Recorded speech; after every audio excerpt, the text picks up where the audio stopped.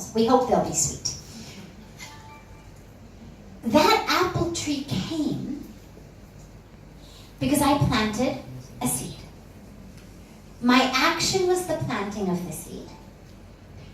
The apple tree, the apples, were the result of that. Now, what God has written is that from apple seeds come apples. I'm going to give you a different example. Let's say I plant an apple seed, and then I stand on my apple seed and I say, oh God, please give me watermelon. I will go to every temple. I will do Abhishek in every temple. I will give money in every temple. I will chant my mantra 24 hours a day. Give me watermelon. Will God give me watermelon? No. Why? But you planted apple seed. Exactly, I planted an apple seed. But, I mean, it's God, right? So God should have the power to make watermelons come out of apple seeds, no? No, here's why I'm pushing you. What we have been given is laws of nature. One of the laws is karma. That which you do is going to have a result. Sometimes the result is enjoyable, sometimes it's not enjoyable, but everything has a result. Sometimes the result is immediate, like quenching my thirst or making my leg wet. Sometimes the result is long down the line. You go home, you do homework today. 20 years down the line, you get a job. Right? It's a long time to wait. 20 years down the line, somebody finally gives you a paycheck. But you keep doing your homework. You keep doing your homework. You keep doing your homework. There's nothing you're getting back. But down the line, you get your job, you get your paycheck, you get the house, you get the food, you get your clothes, you get all of the things. So God has given us laws of nature. Another law is gravity. If you walk to the top of this building and you walk off the building, what's going to happen? You're going to fall down. And if a bird walks off the building, what will happen? Why?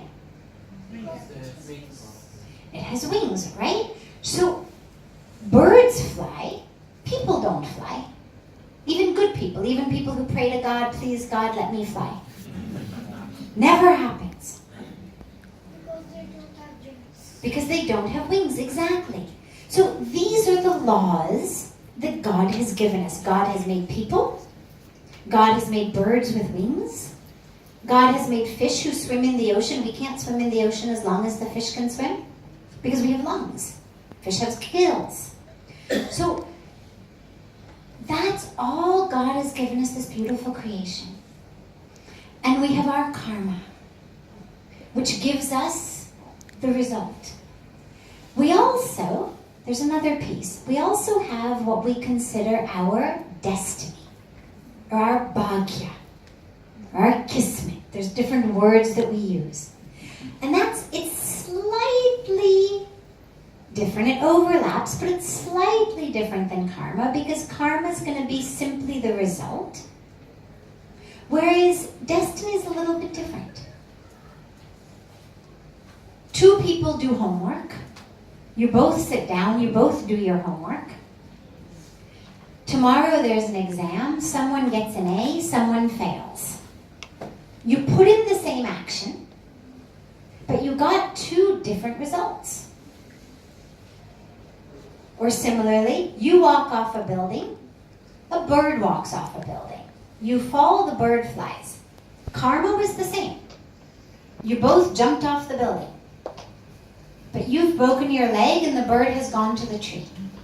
Because your destiny, your bhagya, is that you are a boy, not a bird. If you were a bird, you would have flown. But you're a boy, so you fell. And so along with our karma, we also have that aspect of destiny. But destiny includes a third component, which is called free will. Now, I have my glass of water again. I have a choice of whether I want to pour it on my leg again or not. It's up to me.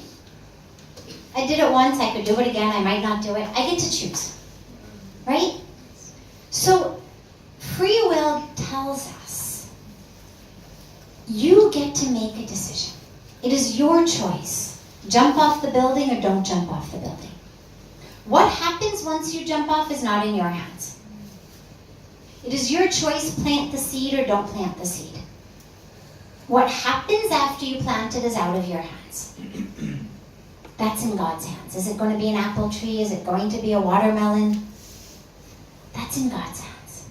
But who's going to plant it? What are you going to plant? That's yours. And so all of the work that we do, it's all planting seeds. Nobody gets watermelons by sitting in their living room and just saying to God, God, please give me watermelons. You've got to go out, find a watermelon seed, plant the watermelon seeds. First, you may want to learn how they grow, what's the right, type of place to plant them, what season do you plant them in. But that's your free will. Somebody else plants apples. Somebody else plants oranges. You have the free will to study in school.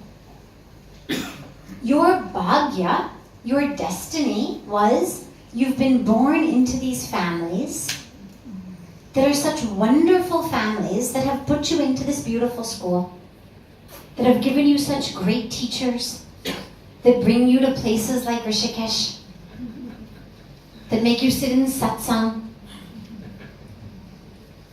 Right? What a weekend outing. So that's your past karma, which also becomes then part of your bhagya, your destiny now. But your free will was to goof off and tickle your friends and play around, or to listen and ask a question. You had a choice, right? Ph.D. right? You did it yourself, you raised your hand. That was your free will. Probably you were nervous for a little while, I should ask, I shouldn't ask, right? Finally I said, last chance, so you asked. That courage, that was your free will. You used it. And so you get an answer. And I hope the answer is good for you. And that's how life works. You use your free will. Our destiny, our karma, these things bring us to where we are. But then what we do with where we are is up to us. So you have a field. What are you going to do with your field? Play football on it? Okay. Well, when you play football, what happens? You enjoy yourself, but what happens to the field? What happens to the grass in the field and the mud in the field when you play football? It gets spoiled. It gets spoiled, right. So either you can use your field to play football, or you could use that beautiful field and you could plant apple seeds. Or you could plant wheat, or you could plant cucumbers, or you could plant so many things that then you could eat and you could feed people. And there's nothing wrong with football. Football is great also. I don't mean don't play football. But God gives us a field. That field is our body, our mind, our heart. And the choice that we have is, what do I do with that? Do I spend it just having fun? Playing games? Spoiling it? Or do I spend it thinking and planning? Growing, planting, so that from my life there can be beautiful, beautiful trees that give very, very nice fruit that's very sweet for other people and for me. Okay? You understand now? Good. Let's give Cardin a very big round of applause.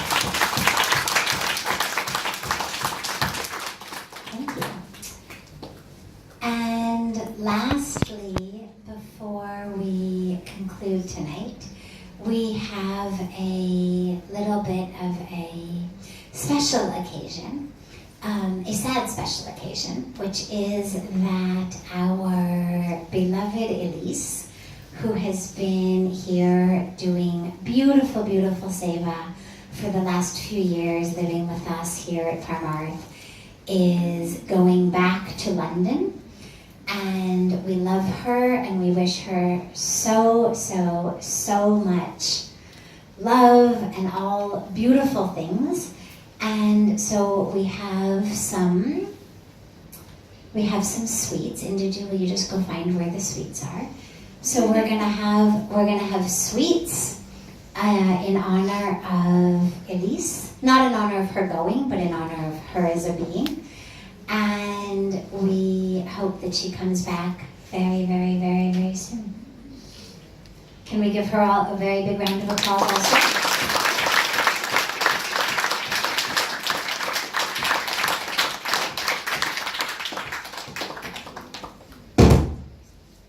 So in the meantime that they bring the laddus, if we have any other quick questions, I'd be happy to take them until our dessert arrives. The dessert before dinner. Yes? How would you define happiness? Oh, that's not a quick question, but that's okay. How would you define happiness?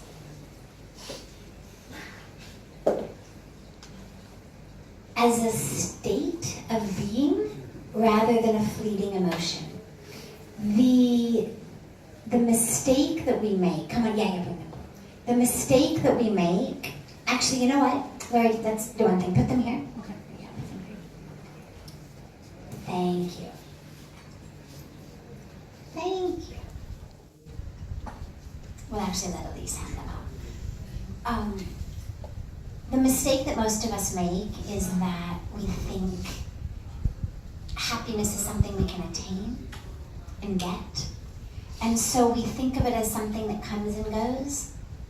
I ate the chocolate ice cream, I was happy. I went to the party, I was happy. I ate a laddu, I was happy.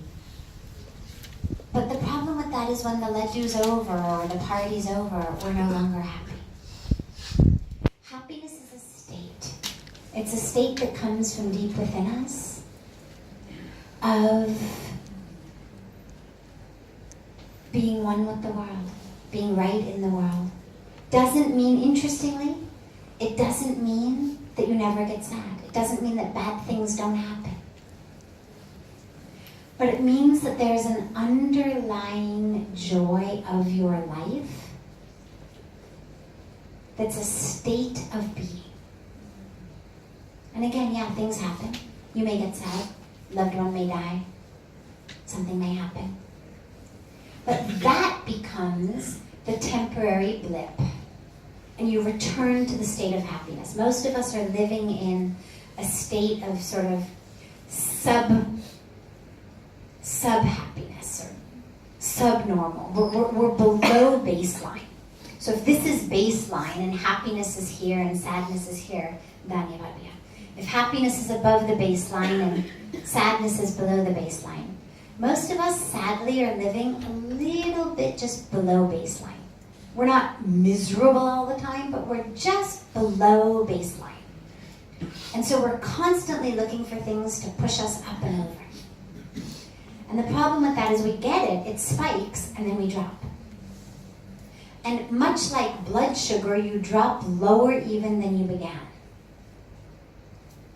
This is what happens when you eat, refined sugar or refined flours. Your blood sugar peaks, you've got all this energy, you feel great, and then it drops lower than it was before you ate it.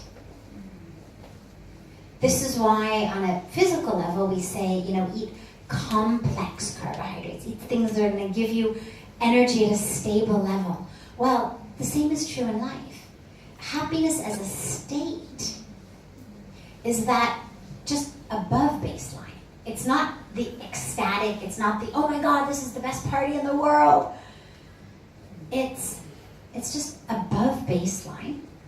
But what would you attribute, we as Indians are generally not as happy as the West. The survey says we are among the most least happiest countries. I mean, we rank, I think, on the 160th or 140th. Yeah, that's actually a completely different problem. But we have a problem explaining to the parents why their child's happiness should be at the forefront than anything else. Are you here tomorrow? We are here, we're spending the night at the ashram. But are you in satsang tomorrow? Depends what time it is. Same time. We'll have to go back to the school, but we would love to come back. Okay. Then I'll take it quickly because. So. Let me finish this and then I'm going to come to Indians and what the problem is because it's actually somewhat different. Most of us live just above that baseline. I'm sorry, happiness as a state is just above that baseline. Meaning, yes, things happen that even push you even happier. But you return to the baseline of happiness as a state. And it comes from, here's where it comes from. It comes from exactly what I was telling this young man over here who asked the first question. What is your name? Adnan. I'm sorry? Adnan. Adnan. Okay, so when he asked his first question, that's what I was telling him, is when we think that our happiness is going to come from getting a car, from getting that job, from getting that house, from getting this possession, it spikes us. But we drop lower because those things don't actually bring happiness. The only happiness, and here's a deep and very important truth of life. The joy that you get from getting the object of your desire, I'm going to say it twice because it's confusing but important. The joy that you get from finally getting the object of your desire comes not from the object itself, but from finally having a moment in which you are not desiring something. Okay, I'm going to say that again. The joy that comes from finally obtaining the object of your desire, from finally getting what you've been wanting, that joy comes not from the object itself, but because in the moment you've obtained it, you're no longer wanting it. And the joy comes from being free for a moment of wanting. And that's where our joy comes from. The real happiness actually comes from a state of contentment within the self, that I'm not constantly wanting something else. When I'm wanting something, I'm sub-happy. Because I've convinced myself I need that to be happy. And since I don't have it, I'm not happy. I get it, I'm no longer yearning anything. But it's the lack of a desire that actually has brought me happiness. So the key is, as stable as you can be within the self, as much happiness as you can get from just yourself. Just from being here, just from being alive, just from being connected to creation. And the thing is, kids actually have it. Kids have it. My favorite example of this is you take a brand new baby or a young kid, put them on their back. They will amuse themselves for hours playing with their own toes. It's easier to explain the kids' happiness than their parents. Absolutely. Because they're still, when they're young, we're still living in the self. They're very happy. They're much happier than the adults. And if they're sad, they bounce back very quickly. Somebody steals their toy, they're upset, they get something else, they're okay. I mean, it's like, Pooja Swamiji says, lines in the ocean. It's there for a moment and it's gone. As adults, what's happened is we've developed these expectations of what we want, what we should have. And the tragic part, which is way more in Indians than anybody else I know in the world, it exists everywhere, but way more in Indians, is the comparison to others. There's no culture I know that compares itself to other people as much as Indians do. That's probably the answer to why we are. And it spends as much time and energy negatively trying to bring others down for their own enjoyment. When I came to India at 25, and I had never, in all of my life, in elementary school, in junior high, in high school, in summer camp, in college, I had never known people to gossip about others the way that people in India do. I mean, and you'd think that junior high and high schools, and these are the places of gossip. I didn't know what the potential of gossip was until I had landed in India.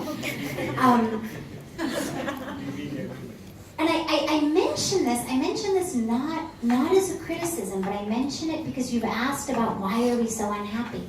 The unhappiness is not due to poverty. Because actually, as a quick aside, they did a study on poverty of people, poorest of the poor people living on the streets of Calcutta, compared with people living on the streets of Fresno, California, compared with people living in a homeless shelter camp in Washington State. 2 places in America, 1 place in India. The people on the street of Calcutta were far happier than the people on the streets of Fresno or in Washington, even though they had much less access to free food, free medical care, free shelter, anything. So the happiness is not absent due to poverty, because the people on the street are happier than the people on the street in America.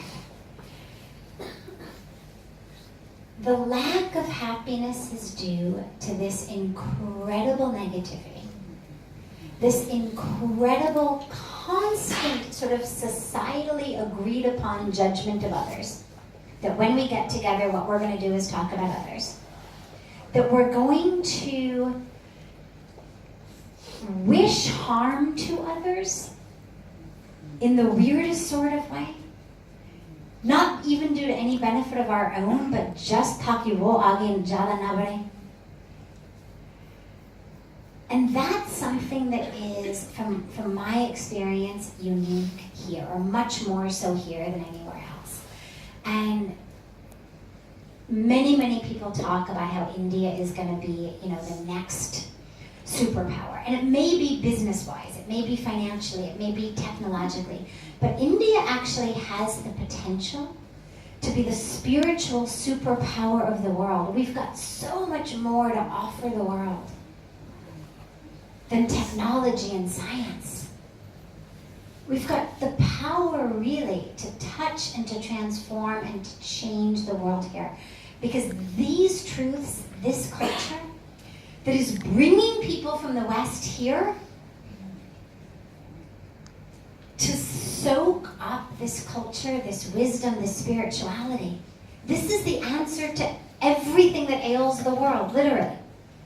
Everything that ails the world could be cured if we simply look at the yamas and niyamas as given to us by Patanjali. That's it. Literally. If we simply look at the teachings of the culture, ahimsa, non-violence, truthfulness, non-stealing, there it is. There's your world better.